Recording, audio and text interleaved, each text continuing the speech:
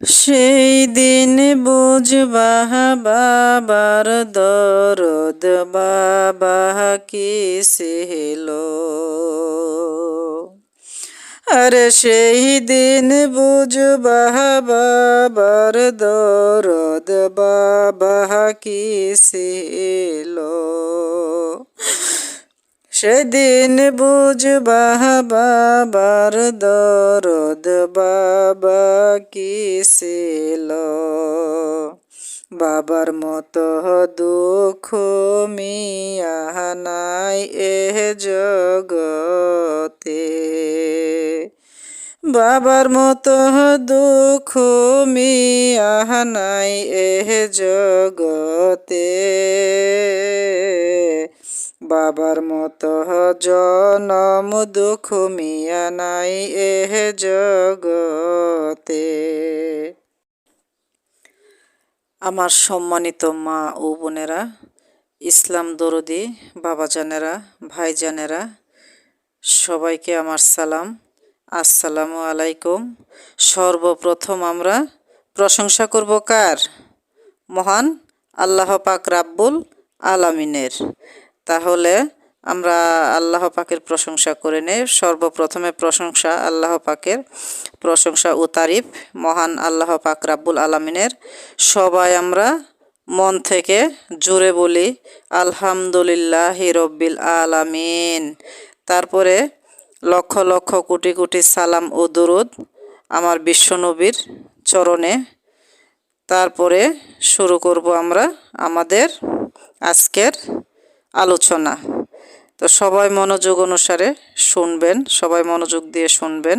আল্লাহ যেন সবাইকে ধৈর্য এবং তৌফিক দান করেন, শোনার মতো শক্তি দান করেন, এবং আমাকে যেন আল্লাহ পাক আপনাদের মাঝে আল্লাহ পাকের হাদিস এবং কোরআনের বাণীগুলা বোঝানোর মতো তৌফিক দান করে, শক্তি দান করে।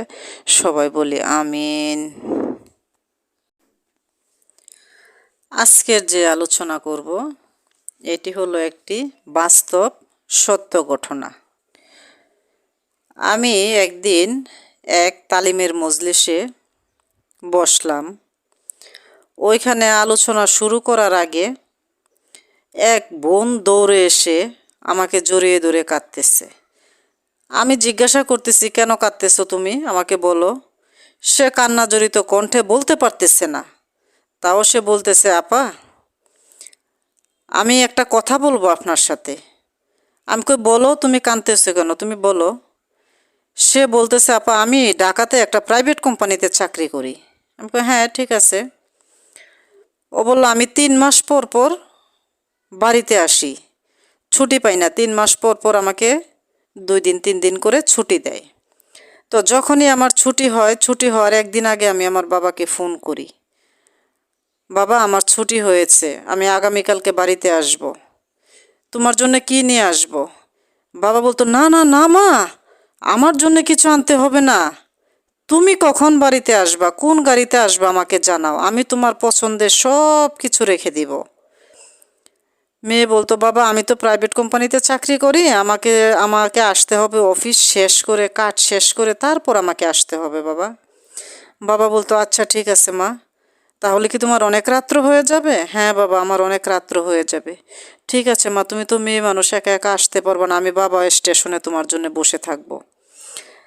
তো আমি বলতাম, না বাবা, তুমি অত রাত্র পর্যন্ত বসে থাকো না, তুমি তো, তোমার বয়স হয়েছে, তোমার শরীর ভালো না, তুমি কেন এই গরমের মধ্যে, তুমি মশা মশা কামড়াবে, তুমি কেন বসে থাকবা?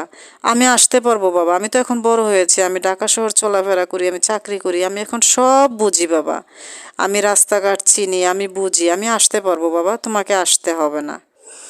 বাবার মন, বাবা আর মেয়ে, কারণ বাবারা মেয়েদেরকে একটু বেশি ভালোবাসে, এটা তো আপনারা সবাই জানেন, জানেন না?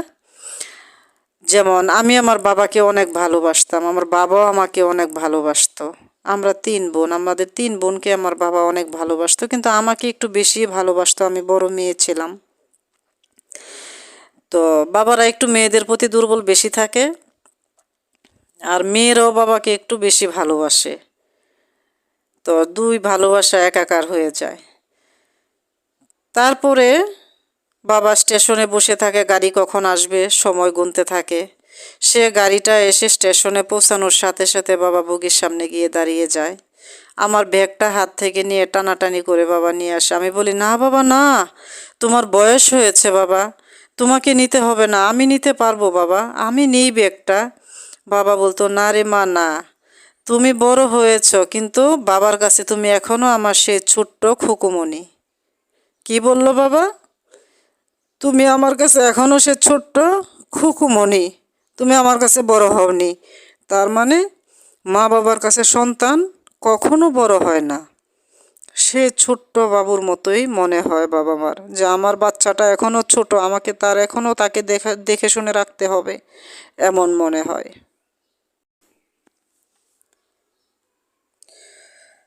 তারপর রিকশায় উঠে বসে বাবার সাথে সে গল্প, বাবা সারাদিন কি করেছে, কি খেয়েছে, মেয়ের জন্য কি করেছে, মেয়ে সারাদিন কি করেছে, বাবা মেয়ে সে কত মধুর গল্প বলতে বলতে বাড়ি চলে আসে। তো মেয়েটা বলল, আপা আমি গতকালকে বাড়িতে আসলাম, আমার তো বাবা দুনিয়া থেকে চলে গেছে, আমার বাবা আর বেঁচে নেই। আমি যে গতকালকে বাড়িতে আসলাম, আমি তো কাউকে ফোন করতে পারি নাই, আমার বাবা নামের কাউকে আমি ফোন করতে পারি নাই যে বাবা আমি বাড়িতে আসব। কিন্তু আমার বাবা যে দুনিয়া থেকে চলে গেছে, আমি কাকে বলবো? আমি স্টেশনে এসে নামলাম, নেমে এদিক তাকাই ওদিক তাকাই, কিন্তু আমার বাবাকে তো আমি আর কোথাও দেখি না। বাবাকে কি করে না, কোথাও দেখে না, আমি বাবাকে কোথাও দেখতে পাই নাই। আমি সে একা একা রিক্সা করে আমি বাড়িতে এসেছি। বাড়িতে এসে আমি আজকে শুনলাম যে এখানে ওয়াজ হবে, আপনি আসবেন, এই জন্য আমি আমার বাবার জন্য আপনার কাছে দোয়া চাইতে এসেছি। আমি শুনেছি মুসাফিরদের দোয়া নাকি আল্লাহ কবুল করেন। তো আপনারা তো দূর দূরান্ত গিয়ে যখন ওয়াজ করেন তখন তো আপনারা মুসাফির হয়ে যান, সেজন্য আমি আপনার কাছে আমার বাবার জন্য দোয়া চাইতে আসছি। তো আমি আজকে বলবো সবাইকে, আপনারা সবাই মনোযোগ অনুসারে শুনবেন, কারণ মানুষ তো সবাই মরণশীল, সবারই একদিন মরতে হবে। এই যে মেয়েটার যে দুঃখ, আমার বোনটার যে দুঃখ, যে কষ্ট বাবার জন্যে, এরকম কষ্ট তো আমাদের অনেকের মনে এখানে আছে। অনেকেরই তো এখানে বাবা আছে, মা নাই, মা আছে বাবা নাই। অনেকের বাবা মা দুইজনই নাই, আবার অনেকের বাবা মা বেঁচে আছে। তো আমার সম্মানিত ইসলাম দরদি মা ও বোনেরা, বাবা জানেরা, ভাই জানেরা, আমার এই ওয়াজ যাদের যাদের কানে পৌঁছাবে, আমি সবাইকে পায়ে হাত দিয়ে বলবো, আপনারা যাদের বাবা মা দুনিয়াতে বেঁচে আছে, তারা মনে করবেন তাদের দুটি জান্নাতের দরজা খোলা আছে। আপনারা সবাই বাবা মার সেবা যত্ন করবেন, বাবা মার কথা শুনবেন, বাবা মার দিকে খেয়াল রাখবেন। কেউ বাবা মাকে অবহেলা করবেন না, বাবা মাকে অসম্মান করবেন না। একদিন বাবা নামের বটবৃক্ষটা যখন মরে কবরে চলে যাবে, সেদিন বুঝতে পারবেন যে আপনি কি হারাইছেন। বাবার মতো এরকম বট গাছের ছায়া আপনি দুনিয়াতে আর কোথাও পাবেন না। সেজন্য আমি বলবো, আপনাদের অনুরোধ করে বলবো, আপনারা যাদের বাবা বেঁচে আছে, কেউ বাবাকে অবহেলা করবেন না, সম্মান করবেন। এবং যাদের বাবা আজকে কবরে চলে গেছে, তারা 5 ওয়াক্ত নামাজ পড়ে বাবার জন্য দোয়া করবেন। 5 ওয়াক্ত নামাজ পড়ে কি করবেন? বাবার জন্য দোয়া করবেন। বাবা নামের বট গাছটা যেদিন মরে কবরে চলে যাবে গো, আমার মা ও বোনেরা, আমার ইসলাম দরদি বাবা জানেরা, ভাই জানেরা, সেদিন তোমরা বুঝবা যে তোমরা কি হারাইছো। সেদিন বুঝবা বাবার দরদ, বাবা কি ছিল। সেদিন বুঝবা বাবার দরদ, বাবা কি ছিল। বাবার মতো দুঃখ মিয়া নাই এ জগতে, বাবার মতো দুঃখ মিয়া নাই এ জগতে। বাবার মতো জনম দুঃখ মিয়া নাই এহ জগতে, যে হারাইছ সেই তো বুঝবা অন্যে কি বুঝবে, যে হারাইছ সেই তো বুঝবা অন্যে কি বুঝবে। নবী আমারে তিম ছিলেন জমিনের মাঝে, নবী আমারে তিম ছিলেন জমিনের মাঝে। আল্লাহু আকবার, আল্লাহু আকবার। এতিমেরি সম্রাট হয়ে আইলেন জমিনের মাঝে, এতিমেরি সম্রাট হয়ে আইলেন জমিনের মাঝে। ও আমার সম্মানিত মা ও বোনেরা, ইসলাম দরদি বাবা জানেরা, ভাই জানেরা গো, ও আমার মা, মা গো মনোযোগ দিয়ে শোনেন গো মা। ও মা, আগামীকালকে যদি আমি অন্ধকার কবরের বাসিন্দা হয়ে যাই গো মা, ও মা, আমার স্বামী সন্তান, আমার ভাই বারাদার আত্মীয় স্বজন অন্ধকার কবরে আমাকে রেখে চলে আসবে। ওই কবরে আমার খোঁজ নেওয়ার মতো আর কেউ থাকবে না গো মা। আপনার আমার কেউ অন্ধকার কবরে খোঁজ নেওয়ার মতো আর কেউ থাকবে না গো মা। ও মা, অন্ধকার কবরে আমারে দেখার মতো কেউ থাকবে না। ও মা, অন্ধকার কবরে সাথী আর কেউ হবে না। সবাই যখন অন্ধকার কবরে রেখে চলে আসবে গো মা, ও মা, কবরের মাটি যখন দুই পাশ থেকে চাপ দিয়ে ধরবে গো মা, ও মা, তখন কোথায় যাব, কোথায় যাব, কোথায় পালাবো? কোনো জায়গা তো আমাদের পালানোর থাকবে না, কোনো জায়গা আমাদের পালানোর থাকবে না গো মা।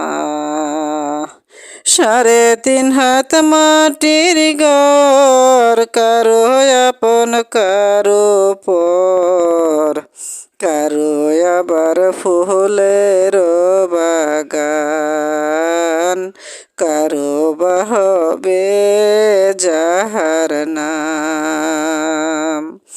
3.5 হাত মাটির ঘর, কারো আপন কারো পর, কারো আবার ফুলের বাগান, কারো বা হবে জাহান্নাম।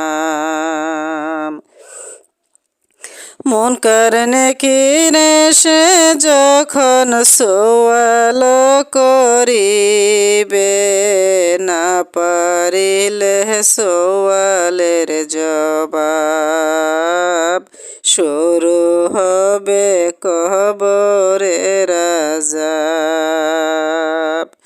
মন কারণে কিরে সে যখন সওয়াল করিবে, না পারিলে সওয়ালের জবাব, শুরু হবে কবরের আযাব।